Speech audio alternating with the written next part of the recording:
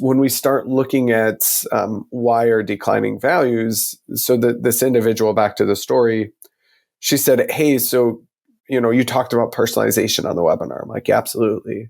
And she goes, well, what if we personalized the automatic reply when someone makes an online gift? I said, no one really reads that.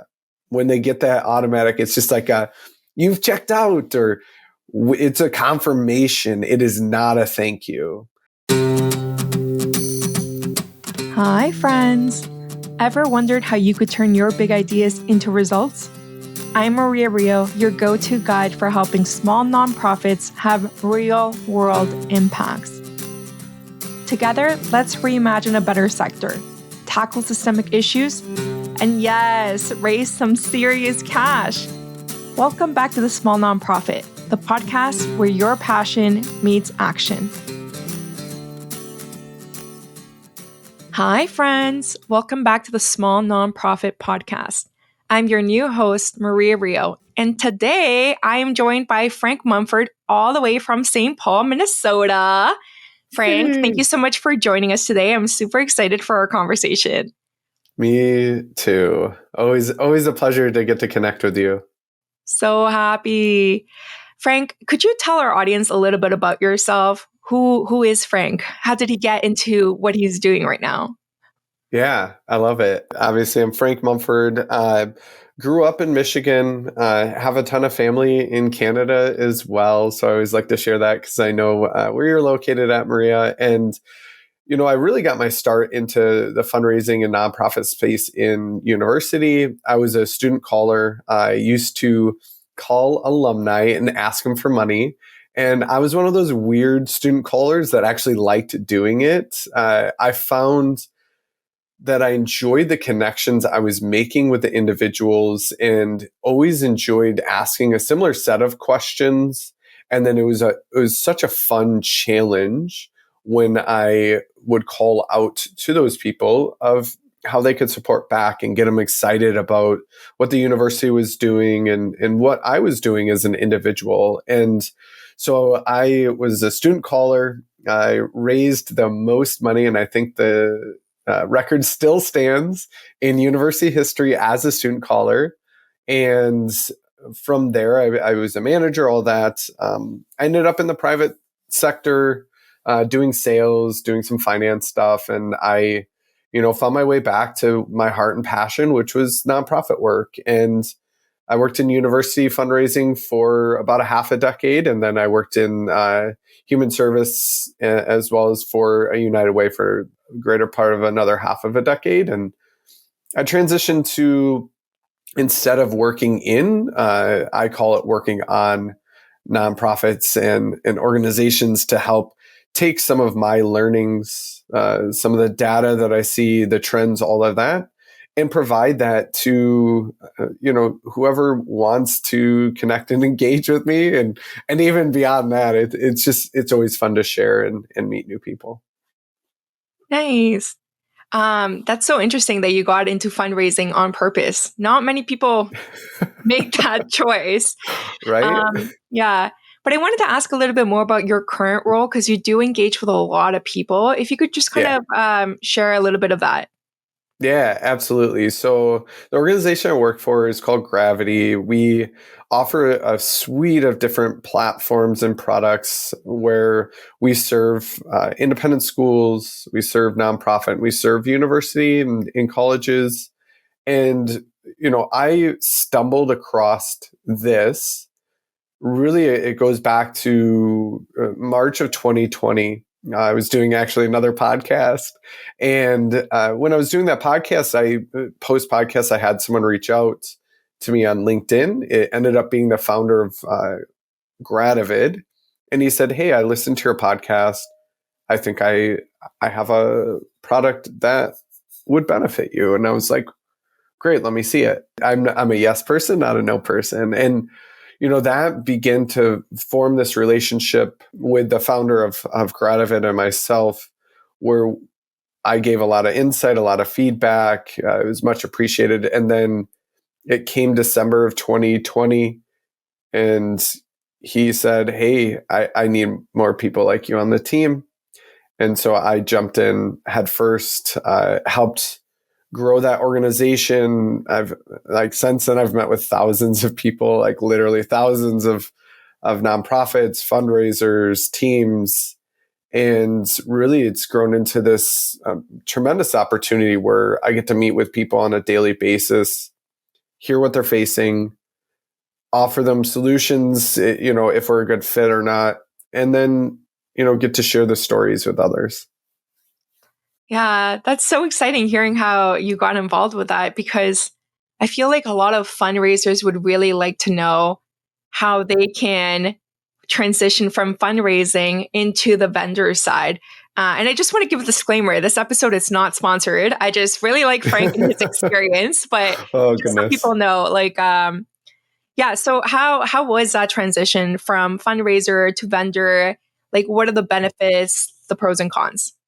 Yeah. So for me, the journey I would say began back in 2016 to where I'm at today. It's fascinating because there's a lot of reflection that I took the time to look at. Like that's what we do in reflection is just taking a moment, taking a pause and understanding like what we want to do in the world and the impact we want to leave. Some people find it sooner than others. And so I transitioned from the university space to the not-for-profit space because I felt there was more I could do and provide to people, in a sense, further upstream who couldn't dream of ever going to university because of, societal issues or, inherent racism in the system or whatever it may be. I wanted to get further upstream to help more individuals. And so I moved to an organization and I said to myself, okay, am I doing enough? Can we do more? And I was kind of met and I hit that ceiling. I'm like, no, there's only so much we can do within this organization because of leadership, because of whatever the reasons. And so then I moved to the United Way and I was still there. I was like, great, I'm helping my community, but there's still so much more I can do. And so that's really what drove me to transition to this space is because I feel now my reach is much broader. I'm effectively supporting and helping organizations across North America. We have some worldwide clients as well. And, the transition at first was a little scary. There's always going to be, and I feel everyone faces this when they transition to new roles is there's an imposter syndrome. There is like, am I going to be successful? Am I going to make this? And I think, for me, it was like, I just have to commit and I have to have my guiding light and my North Star, my principles of why I'm doing this. It's not to make money. It's not to, sell people products. It's really to support and help. And I'll either do that, providing services and platform solutions, all of that, or I'm going to help them with, advice, ideas and all that. Good example. I was on a webinar yesterday for AFP Global, and I had someone email me after, and they just said, we're talking about stewardship, and I brought up the fact that over the last 10 years, what have we been seeing? We're seeing declining household giving across, the US. We're seeing it across philanthropy. And, you have to start to wonder why and what has happened in the last 10 years. Well, with the start of the digital revolution of giving, what have we done? We've automated things. We've removed the human. And philanthropy is for the love of humanity. That is the root basis of what philanthropy is. And we remove the human out of the relationship. And when we start looking at why are declining values, so that this individual, back to the story, she said, hey, so, you talked about personalization on the webinar. I'm like, yeah, absolutely. And she goes, well, what if we personalized the automatic reply when someone makes an online gift? I said, no one really reads that. When they get that automatic, it's just like you've checked out, or it's a confirmation. It is not a thank you. It's the second email that comes that is what matters. It's that first email is to say, we got the money. Like the donor needs to know that. Great. But the second one is the fact that you recognized that you saw that gift come in, that is where the human component comes in. And that was the recommendation I gave them. And that's where the personalization comes in. And they're a school. And I said, look at the donor, just take like 2 minutes. Have they given before? Do they have a kid in school? Are they alumni? And just say that. That's all you have to do. It's that simple. But we let the world around us, this busyness factor, get in the way of connecting with people in a way that is meaningful and tangible and is human. I feel like a lot of fundraisers feel like they struggle to do that in an authentic manner. Like, why should I be best friends with a donor? What do we have to talk about? What would you say to them? Great question. So I got my CFRE back in 2019, and I remember studying for the test. It was long overdue. I probably should have got it a lot sooner, but I don't like tests. I'm not a good test taker. So when I was studying for this test, one of the most difficult things about fundraisers that I learned was the balance between the professional and personal relationship with that donor.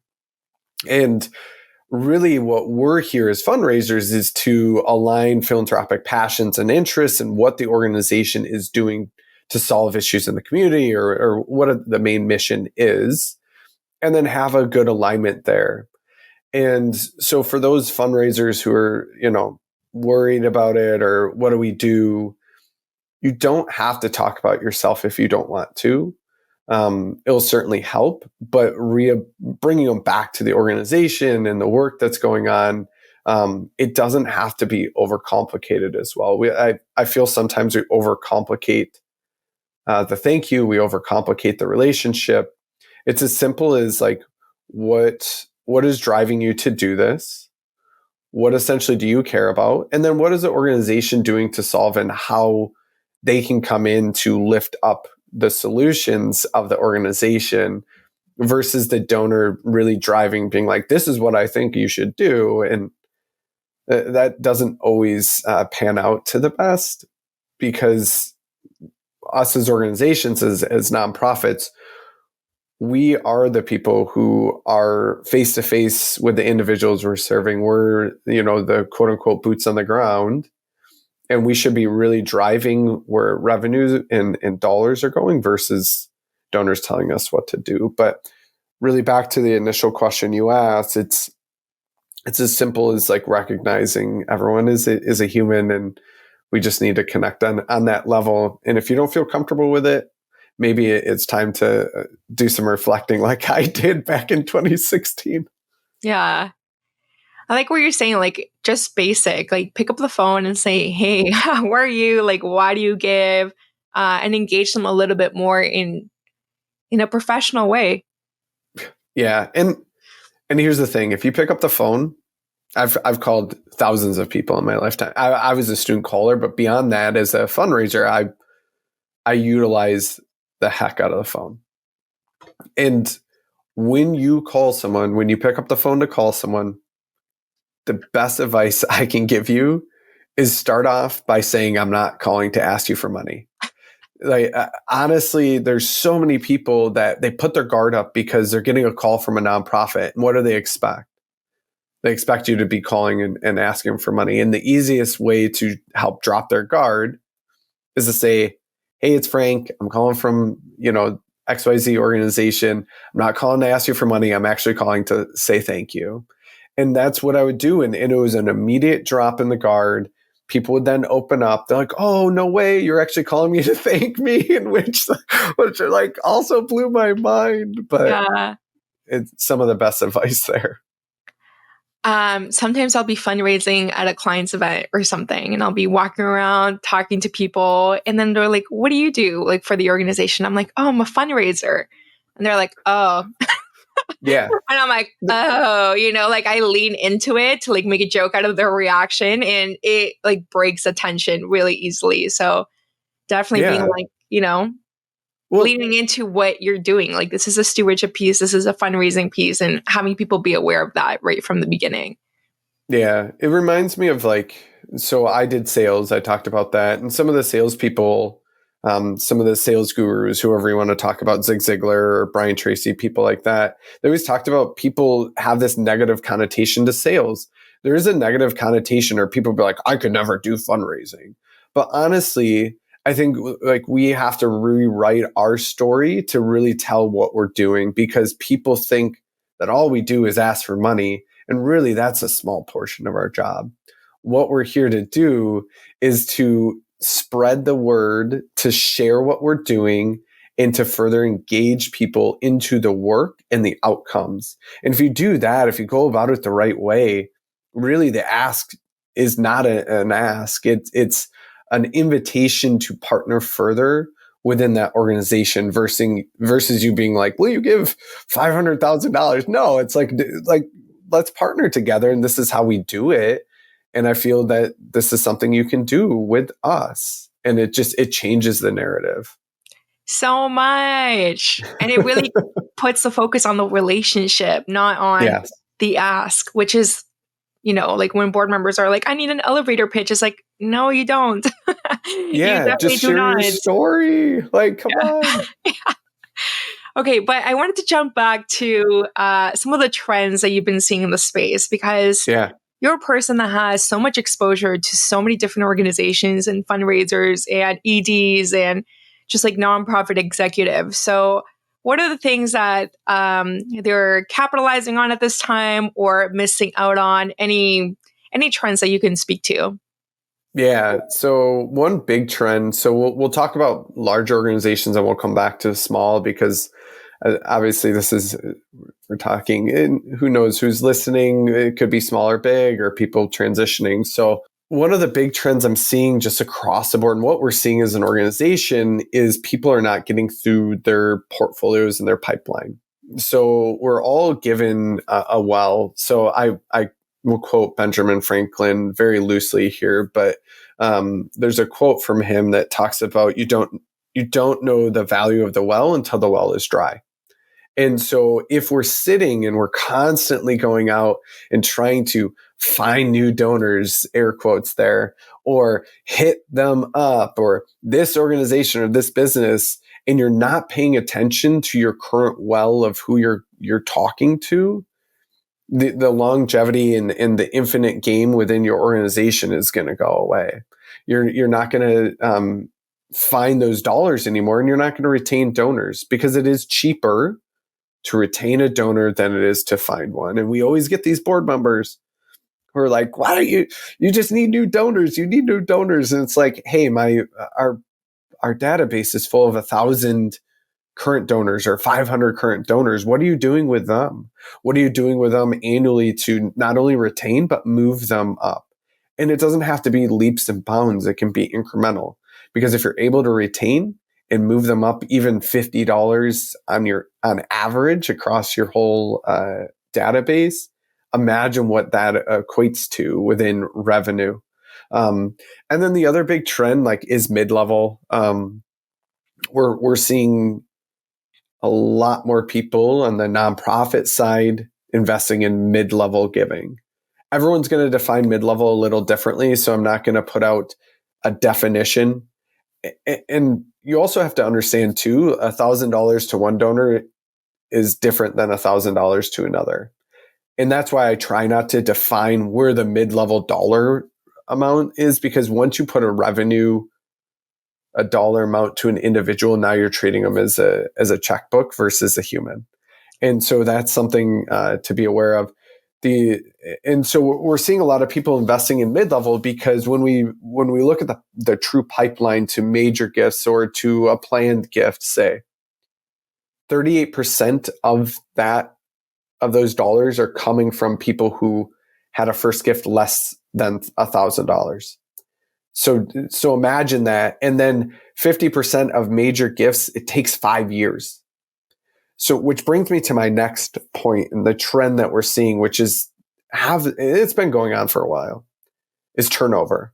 We're seeing turnover continue to plague our industry, both from the leadership level as well as the entry point. We're seeing people either jump organizations for whatever reason. We don't need to go too far into that.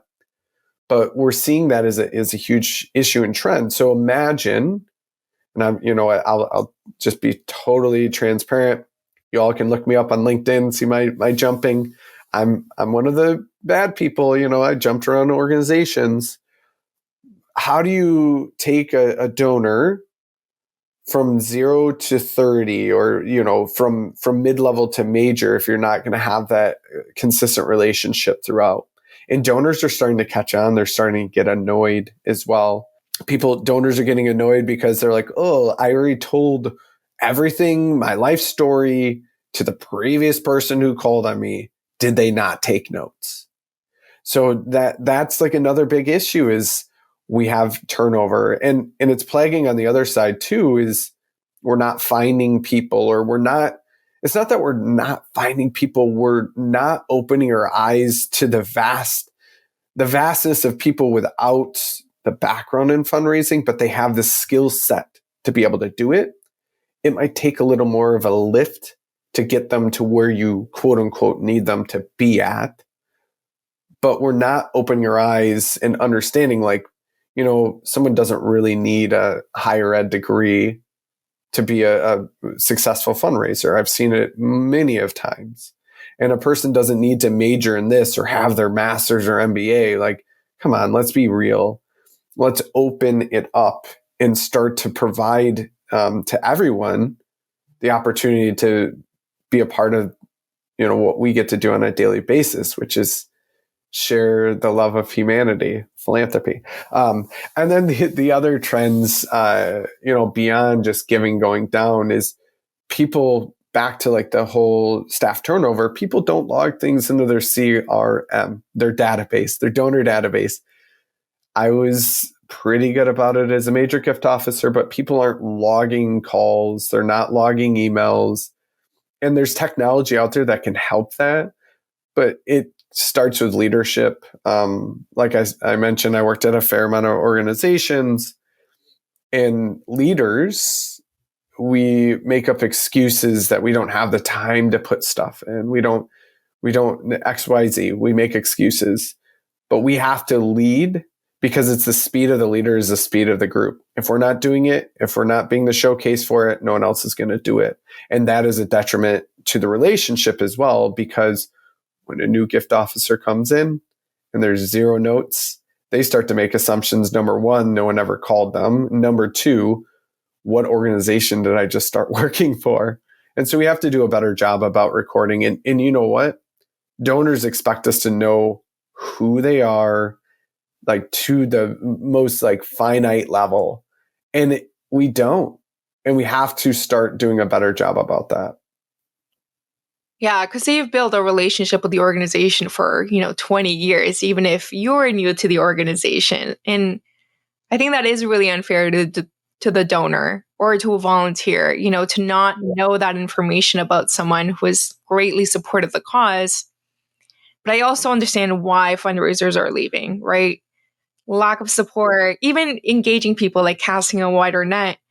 There's no one to teach people how to fundraise. So I don't know about you, but I had to teach a lot of the things that I know to myself or through peers. So it's a little bit hard because we want to continue our sector, but we're not giving ourselves the opportunity to pause, to reset. Because if we paused, hey, we're going to not do programming for a week or 2 weeks. And we're going to implement all these logistical changes. And we're going to have, listening sessions with our staff for 3 days to hear exactly what we're talking about. And we're going to do a board training so they understand the difference between membership and a board member. So real governance, deep details, right?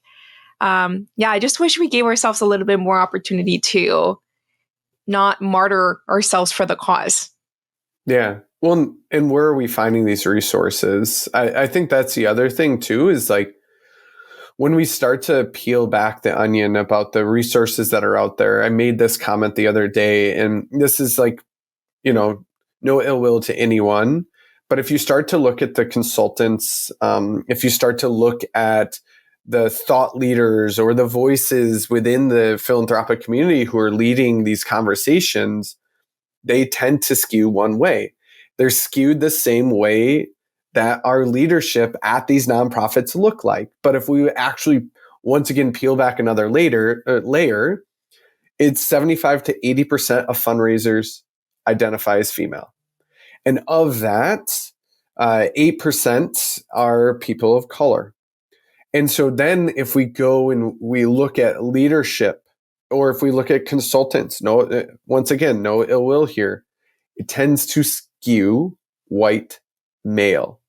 And so the thought leaders, the voices, how are we ever going to change or grow as a system if we have the same people at the table, the same people telling organizations what they should be doing? We're never going to see the effective change that's going to support our community as a whole. Because when we, once again, peel back another layer, our community is not predominantly white male. We're a mix of different individuals who identify in many different ways with many different creeds and religions and all of that. And if we don't have that good representation, both in the consulting space as well as the top leadership, we're going to continue to have the same results. It's the definition of insanity. And that's really another thing. Like, we have to stop and look in the mirror and be like, is this right? And how do we effectively push things forward to make those changes as well? I could talk about this for like 10 days. Yeah, I figure I was preaching to the choir here, so I love it. Wait, let's jump back to what you were saying about, this major gift officer is coming to an organization and there's no data, right? Something that I've been thinking about recently is we don't keep good track of our data, which means that we can't capitalize on opportunities that some AI softwares can provide because we don't have the data. We can't ultra personalize using data as an individual or through, a software that reminds you to connect with this donor. So I don't know. Have you seen people utilizing AI like that? Yeah, somewhat. So like some of the stuff we offer, and once again, this is not sponsored by anyone. I'll share a little. Not here to do a sales pitch. Some of the stuff we offer is, our AI would connect with a portfolio with your CRM in a closed system. And what we then do is the AI analyzes your whole donor base and understands who your top prospects are. And then it feeds them to you one at a time. So then you can properly prospect and prioritize. I talked to an organization earlier this week. They don't have a prospect researcher. Not everyone has the benefit of that. They're doing their own prospecting, their own research, their own prioritization. That takes a ton of time. And what we're seeing is if you're able to automate tasks, repetitive tasks, through automation, it's going to save you 6+ hours a week. And we talk about like where we're spending our time, and we make excuses on why we can't do certain aspects of our job. So if you're able to automate parts of your job, or it feeds you the right person to talk to at the right time, because that's what AI is saying, it's going to save you a ton of time. The other thing too is, like, we say there isn't info in the CRM. There might not be, but you know where they live. If they have an email, a phone number, and if they're a donor, where they've been giving and how long. That's enough to get off on the right foot. It reminds me of a story. I had a donor who was completely unresponsive. They visited with one person like back in 2004, and I'll come back to that whole thing. But so I looked through their record, and I noticed they'd just given $10,000. That $10,000 put them over 200,000 lifetime. My email went, "Hey, so-and-so, your last gift put you over 200,000 lifetime giving." And then that was the subject line. And then the rest of the email was like, "This is what it translates into in those that you're supporting in the community. I would love to share more about the stories and individuals." It was an immediate reply back. I didn't have any info on them that I Googled them, of course, and I did some of that. But really, what was in the database was enough to make it successful for that next step. And then once I visited with them, I found out one of our gift officers back in 2004 did a drop-in visit, which was like kind of fascinating. Drop-in, like surprise? Yeah. They showed up to their door. I know. I was like, is this real life? But she said it was actually meaningful to them, because like the thing they spun, the gift officer, and like we know because we're in the industry, but they showed up and they said, hey, I was in your neighborhood and I just wanted to meet someone who's so generous and, blah, blah, blah, blah, blah. They kind of made something up. So I wouldn't necessarily recommend doing that. But they were like, they couldn't believe someone showed up just to stop by to say thank you. And it was just kind of fascinating. Oh, But I really want to talk to someone who has done that consistently and hear, because I'm very familiar with door to door, right? I started in face to face fundraising. I've never done door to door, but it was one of the packages that we offered. But like as a major gift fundraiser who already knows who's living in there and like your net worth and where you work and all these items to be like, surprise. I don't yeah, know. It's a really interesting strategy. yeah, it wasn't my favorite that I heard that the organization was doing. They did it a lot actually. So the planned giving team did it. They would just show up randomly at people's houses, knock on the door, be like, I was in the area. And it worked for them, but the demographics skewed to people who are really more familiar with a door to door piano salesman versus An unexpected drop by. me as a millennial. Be like, what are you doing here? Get away from me! Even if it's your friend, go away. Yeah, like why are you here? I have to clean my house. Okay. Everything Yeah, has to be perfect. awkward. Yeah. Yeah. Yeah. So what other trends can you speak about? Because I like the AI one and I like what you're saying about like there's still data in there that you can use. Is there anything else? We alluded to it a little. We're seeing a mass exodus in the nonprofit sector. It's not a good upward trend. And it's a matter of like, how do we keep people? How do we keep people engaged? And if you look at the structure of a lot of nonprofits, it's very flat. It's you have your fundraiser, you have their manager, and then you have a VP. And there's really no space for a long-term career. And some people are totally fine, like being a fundraiser for their life. Like, and that's awesome. I love it. And some people are like, I want more. I want to do more. I want to move up. And a lot of these organizations, there's no ability to really do that. And so a lot of people are finding that there's also burnout. People are frustrated. Individuals are frustrated because they're short staffed. And then that leads to like all this like cycle of just ill will in a sense where they're just overworked and you have to make decisions in your life. And then like certain fundraisers, I just heard this from someone else, like take New York City. It's expensive to live there. How do you not only effectively run a nonprofit, raise money, pay for rent, and then pay people a living wage? Like, how do you do that? Like you're in Toronto, you like same ordeal. Like, how do you pay someone a living wage and then expect them to come to the office?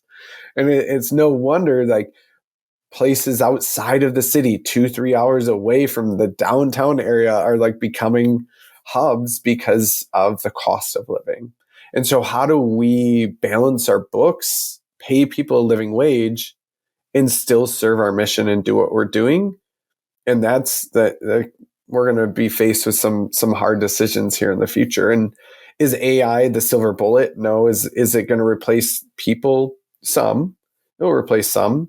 The stat there is by 2030, 30% of jobs can be replaced by AI. What does that look like? Well, just like when the automobile came about, the horse and buggy went away. It took about 30 years, but we didn't see huge mass loss. We saw a shifting of where we served.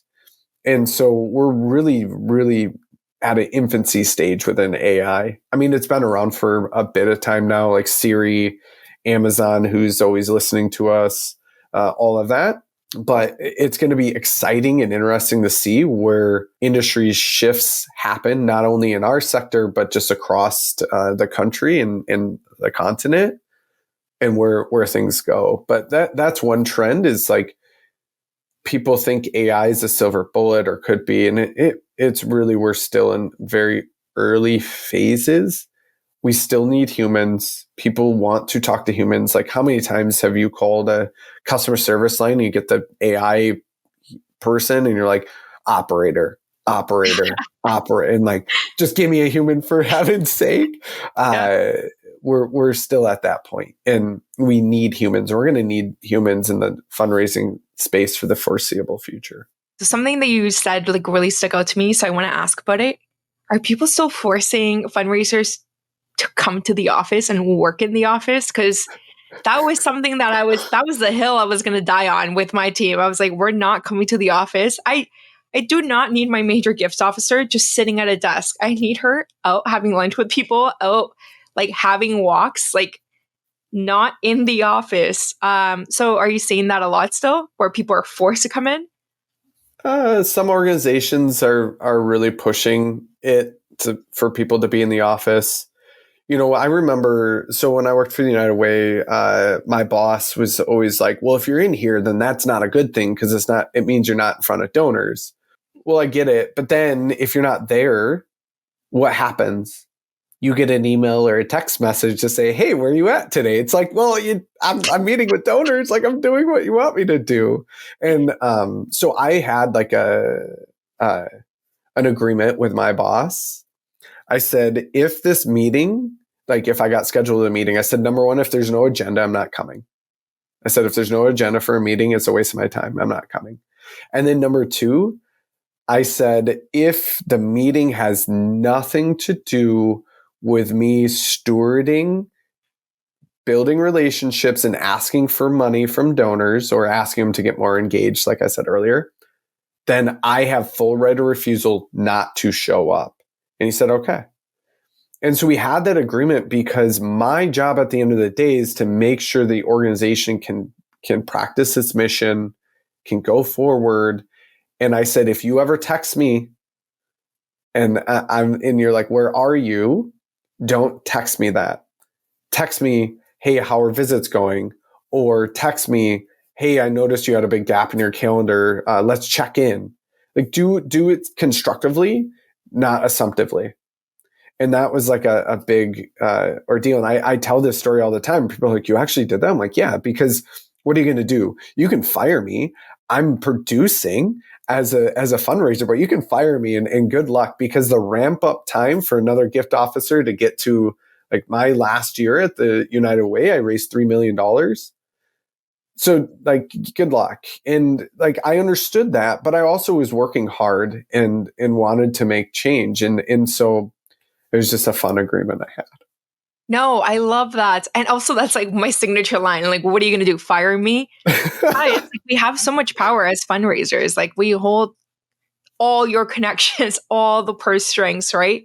We know exactly what donors want, what they're thinking. And like, we should be treated with basic respect. Like, don't micromanage me. Don't talk down to me. Don't, put a ridiculous fundraising budget on me while I'm actually doing 17 other things. So yeah, I love that. Yeah, your point you just said got me thinking about something else. So like, we hold all the strings. That is also a problem. So when we look at the relationships, people are always asking, well, how do you really get a relationship with the organization? Because if it's an individual relationship, that's a lot of the one-to-one. It's that balance again, the professional and personal. I like, full transparency here. I'm very open. I had a kid my wife had a kid, but we had a child, and this was 4 years ago. I knew I was going to be out in November, and I hand wrote a ton of Thanksgiving cards. So in the US, our Thanksgiving's in November, which is awful. I wish it was like the Canadian Thanksgiving, because it's like, let's just pack everything into the end of the year. Like, brilliant. But so we have this issue of who's the relationship really with. And I sent out a message saying, hey, I'm out of office. We had our kid, blah, blah, blah. I'm going to be out for 2 months. Let me know. So, I'm in the US 2 months. Like, that was a lot of time. And so I actually had donors send me cards. They sent me cards like, congratulations. I'm like, oh my gosh, one sent an outfit it was a Stop. company That's so onesie, cute. but they sent me cards and stuff, and I'm like, oh my goodness, is this okay? Like, so they like, yeah, they know me at a human level, but then the other issue is like when I left the organization, I let them all know, and a lot of them are like, I'm sad, like this has been like the best contact we've had, blah blah blah, not to like toot my own horn. And so the problem I see is the relationship is still supposed to be the organization. How do you do that? How do you effectively transition a mid-level donor to a major gift donor? How do you bring them closer? And it deals with the relationships, not just with you, but it deals with the relationships with other people at the organization. I was very intent and very mindful of that. So I would introduce people to our CEO if they were, prospective principal level gift or a principal level gift officer, because I knew in 5 years from now, they can move to that level. I'd introduce them to our program staff. I'd introduce them to our SVP of community impact, or to my boss, or to my coworkers, my colleagues. I would introduce my donors to anyone and everyone at my organization. So if I ever left, or if I transitioned the relationship, they knew who was there. And then it gave them a holistic picture and view of who we were as an organization. And I feel sometimes we get so territorial that we don't want to do that because we don't want someone to take our donor. And it's not our donor. It's not our relationship. The relationship is with the organization. And we have to remind ourselves that. And to do that, you have to introduce them to other people. Yeah, I've definitely seen like organizations get super gatekeepy with like my billionaire donors only, I can talk to them. But I don't know, they Come don't on. super only want to talk to you. You're the person who probably knows the least about what's happening on the ground. And they really appreciate those like one-on-ones with staff and like Yeah. talking about and being able to ask those questions themselves. So it's really, really nice and interesting. We do that with board members too.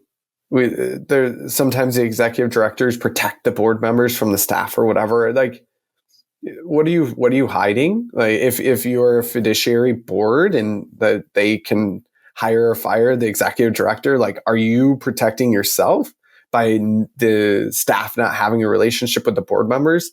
It's not a good long-term strategy, because the board also needs and should see the amazing people you have working for you. And if you can't say that, either maybe you should fire yourself, or you should reevaluate your staff, because if you're not comfortable with them meeting your board, I think you need to do some reevaluation there.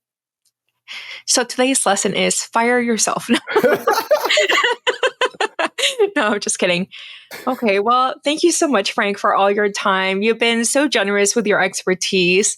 Any way that people can find you? How can they connect with you? How can they learn more? Yeah, so I'm easy to find on LinkedIn. It's Frank Mumford, and then my email is frank.mumford. I'm going to spell it out at Gravity, but it's with a Y. It's GRAVYTY.com. Some people call it Gravy. Thank you. It's, but Oh my it's God, I'm so Gravity. excited to call it that from now on. Sorry, I probably shouldn't put that out there, but I just did. Okay, well, thank you so much for your time. And thank you all for tuning in to our episode today. I am Maria Rio with The Small Nonprofit, and we'll chat next time. Bye for now. Thank you for listening to another episode of The Small Nonprofit. If you want to continue the conversation, feel free to connect with our guests directly or find me on LinkedIn. Let's keep moving money to mission and prioritizing our well-being. Bye for now.